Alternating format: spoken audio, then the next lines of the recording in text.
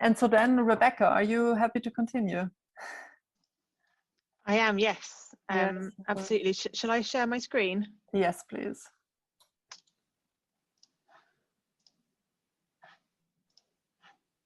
So our next speaker, maybe I'll start introducing you, Rebecca. Our next speaker is Rebecca Shipley from UCL.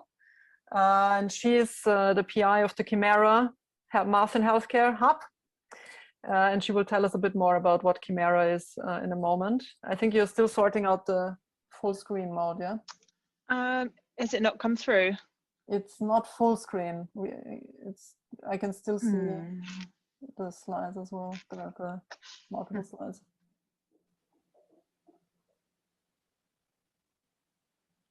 Are you sharing the right screen, maybe? Good question. 1 sec. Try again. Is that working? That's brilliant. Can you hear me okay? Yes. Lovely. Right, well, hello everyone. It's a pleasure to come and talk to you today about our Mass and Healthcare Hub. I'm Rebecca Shipley. I'm a Professor of Healthcare Engineering at UCL, and I'm the PI for this grant, and I'm co-leading it alongside Professor Christina Pargel, who's another UCL professor but in operational research. So our hub just started in January this year, so it's relatively new. So I'm going to kind of tell you about the background and the motivations for the hub, where we're at in terms of the kind of activity that's ongoing, and a bit about our future plans. And of course, the whole kind of remit and scope here is that, of course, we are very focused on building collaborations with other centres and units, and essentially would love to hear from other teams who might be interested in getting involved. Okay, so in terms of the rationale for our hub, on a kind of very big picture scale, as I'm sure everyone knows, we've got a really exciting opportunity that's really at the forefront of healthcare at the moment, which is the wealth of physiological data that hospitals now collect on individual patient health. Of course, as with all things that come with data, that's an opportunity and a challenge. And these data can come from direct measurements within hospitals of individual patients, but also from patients who are discharged to home. So there's this kind of whole advent of wearable technologies and other technologies essentially for monitoring individual patient and people's health and vital signs, if you like. But there's a big challenge there in terms of needing mechanistic understanding that relate those measurements to the actual physiological variables that they are linked to. So that's kind of the very broad big picture, but our focus specifically for our hub in the first 4 years at least is on the subset of that relates to intensive care data. So each year in the UK, and these are data from before COVID, a vast number of people are admitted to intensive care units, so around 20,000 children a year and 30,000 adults every year. And those patients are all monitored continuously in their hospital setting. So whether they're in intensive care for days or weeks or even longer, those patients are monitored continuously at the bedside. And that relates to all sorts of different physiological variables that I'll talk about in a bit more detail in a moment. But it's things like heart rate, respiration rate, blood oxygen levels, etc. Now, the challenge here is that although those data are essentially continuously monitored, clinicians make snapshot decisions when they walk into an individual patient bay. So they might look at all of the monitors that surround a patient and look at how those data are varying and behaving at that point in time, and then we'll make decisions about how to intervene or not intervene. So there's an opportunity here to use the kind of wealth of historical physiological data to inform that clinical decision-making process. And that's really the emphasis of our hub, is to build sophisticated models that use expertise in statistics, data science, computation, but crucially to give a mechanistic understanding of what's happened to individual patients and how you can use that history of what's happened to them to inform decision making in real time. Of course, that needs multidisciplinary collaborations. So our ambitions with the hub are to bring together teams of clinicians, mathematicians and computer scientists to build these models and then to use them to inform clinical decision making. And then, of course, over the longer term, our ambition is to broaden these kind of approaches to look at the kind of wealth of physiological data that's been collected both within hospitals and in home settings on patient health. So this is a picture from Great Ormond Street Hospital, which is a children's hospital in London and is one of the partners on the hub. That gives you a bit more insight into what these kind of settings look like. So you'll have an individual patient. They might be intubated, for example, so they might be on a ventilator or have breathing tubes. And a whole host of different things are monitored and decisions are being made at any point in time. So there will usually be 1 or 2 nurses looking after an individual patient. They'll have continuous kind of sedation, drugs, nutrition. They might be on dialysis machines. They might be on other kind of interventions. But the crucial part that I want to get home here is that they will have this continuous monitoring. So there will be screens set up that are continuously looking at their heart rate, their blood pressure, their breathing rate, their oxygen saturations, their carbon dioxide levels, and potentially other feeds as well. And of course, if any of those individual physiological variables go outside certain bounds quickly, alarms will go off and the clinical teams will respond. But as I said, we want to try and make use of the richness of these data to better understand mechanistically what is happening to individual patients and their physiology and how they're evolving in time, and then use that information to be able to help clinicians to make decisions about how to intervene and treat patients. So this gives you a little bit more information or kind of background as to these kind of data gathering. So this data generation process, essentially these data can be recorded every 5 seconds. So it's a very rich time series data essentially. And you know, these are the kind of spreadsheets that you might get that look at all of the different patient data that you might get alongside it. So you'll get all of these vital signs data, but now because of electronic health records, you can have simultaneous access to other parameters relating to a patient, so things like their age, their weight, their height, etc., etc. But as I said, the challenge is that only a fraction of these data are used to make treatment decisions. So there's a real opportunity for modelling here, both to be impactful in terms of helping clinicians, but also there's a richness to these data which can give rise to really exciting and interesting modelling problems. Of course, there's lots of challenges, and I just wanted to highlight a couple of those here. So what's really interesting when you look back at the literature, because of course there's lots of models of physiology that have already been developed and are used to interpret these kind of data sets. But if you look at where these these models arose from, essentially most of them come from animal experiments that have been performed on, for example, dogs, and date back, you know, a century, if not more. So they've been developed and informed from a time when there wasn't the rich data capture available that we have now, and you know, will have been developed based on data from a range of different sources which might not relate very well to humans, let alone individual patients with individual pathologies or characteristics. So there's a really exciting part of our hub which is around building more representative mechanistic models of human physiology learned from the data that we have access to.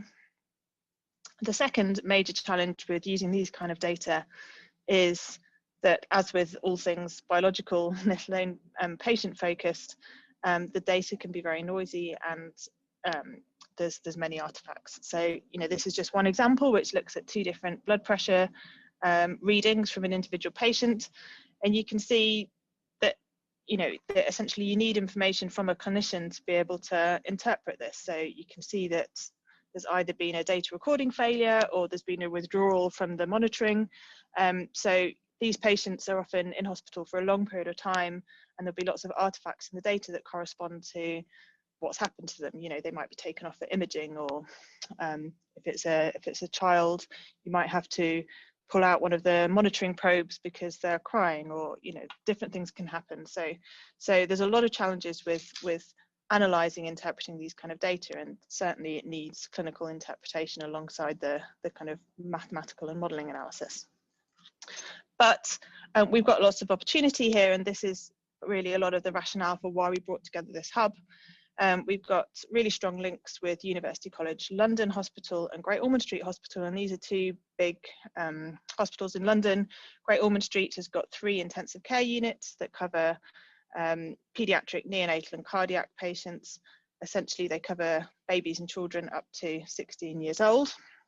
Now, they were the first hospital in Europe that implemented a system to record bedside monitoring data every 5 seconds. So essentially, these data are now being stored by these hospitals. So we've got access to about 5,500 records that cover admissions over a almost 3-year period.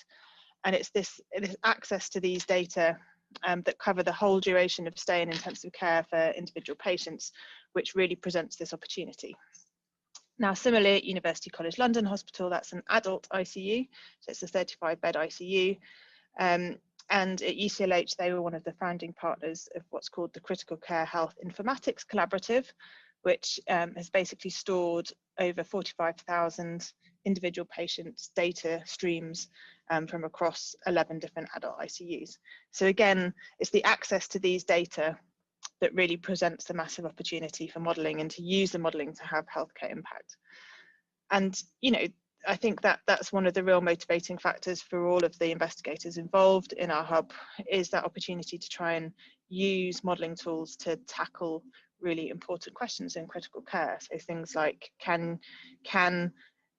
are the signatures in these data streams which can present early warning signs for when patients might deteriorate. So can you see from their vital signs, for example, whether they're higher risk for having a stroke or heart attack or some other adverse event? You know, can we use these data to inform things like how you set ventilator parameters for individual patients, or when you should extubate a patient, which is when you take them off a ventilator?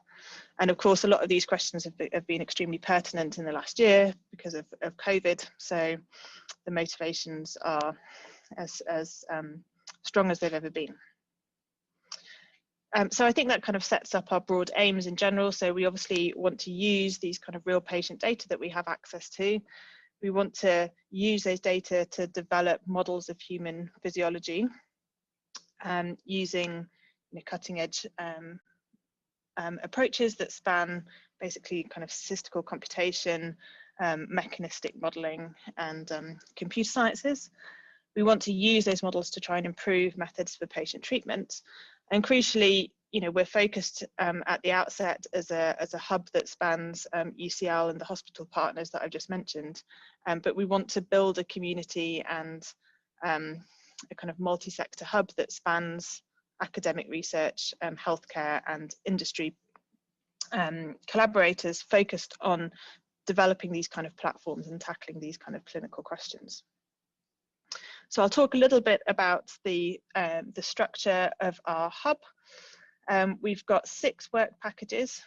In the first 2 years, we're focused on really the kind of more technical development.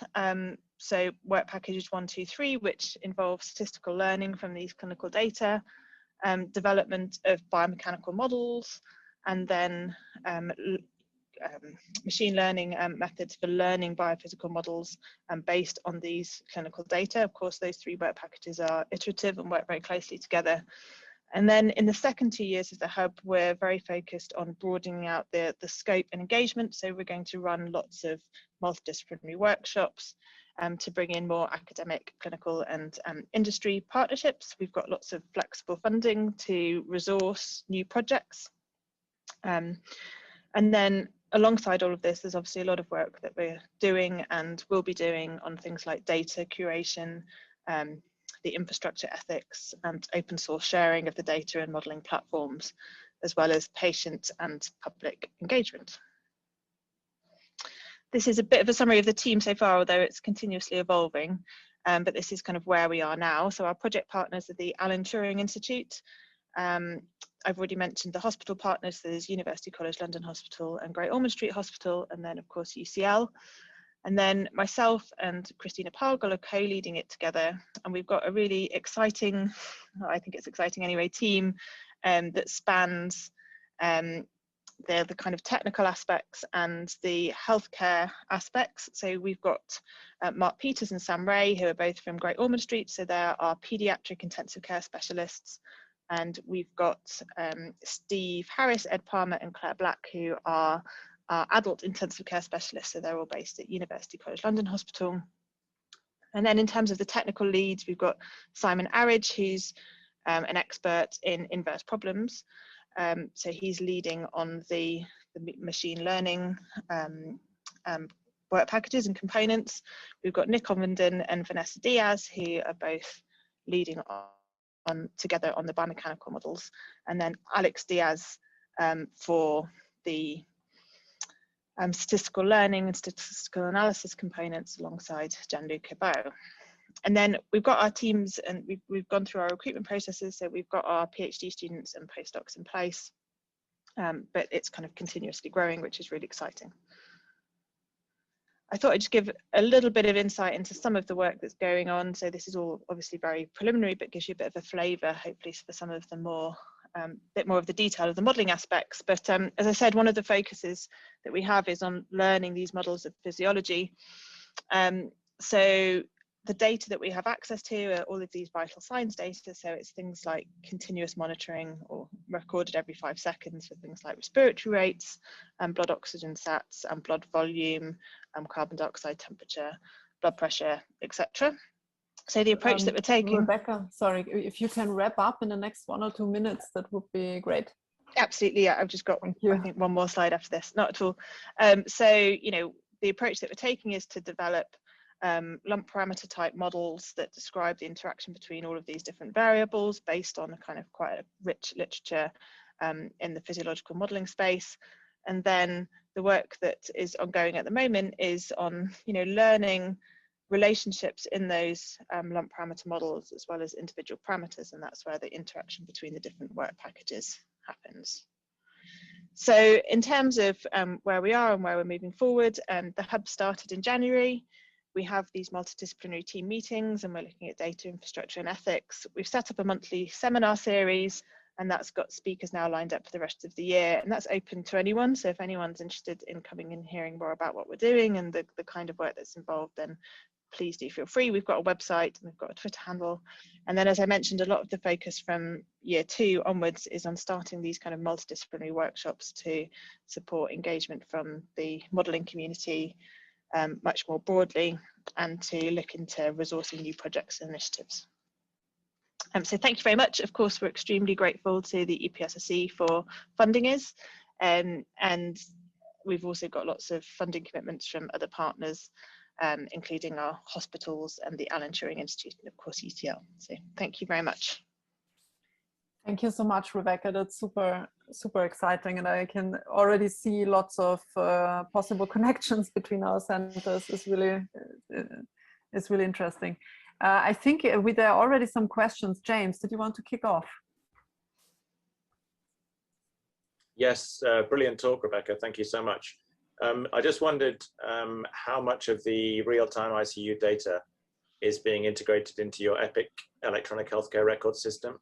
I asked really from a Selfridge point of view because we also have the same system that you guys do, EPIC, and we also have some ITU guys, Dr. Ari Ercole here in Cambridge, who's super interested in very, very similar projects to you.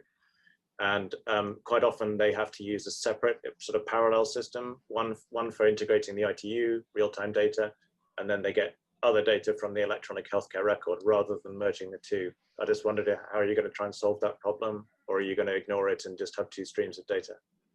So yeah, we've had the same problem historically. So we have the 2 separate methods for data capture essentially. So you get the real-time vital sign monitoring data from one source, and then the electronic health records from another. But actually there is work ongoing at the moment at UCLH to integrate them, so you get them both exported in the same way at the same time, if that makes sense. So there's basically a data infrastructure team who are working on that at the moment. Otherwise, you know, for the data sets that we're kind of preliminarily playing with at the moment, it was done manually. So, I mean, that's painful, obviously. But as I said, there is an investment at the moment to integrate them. So we'll see how that goes. Brilliant. It'd be lovely to talk another time and perhaps see if we're working on some of the problems here. Yeah, it'd be brilliant. Yeah, we'd love to. All right.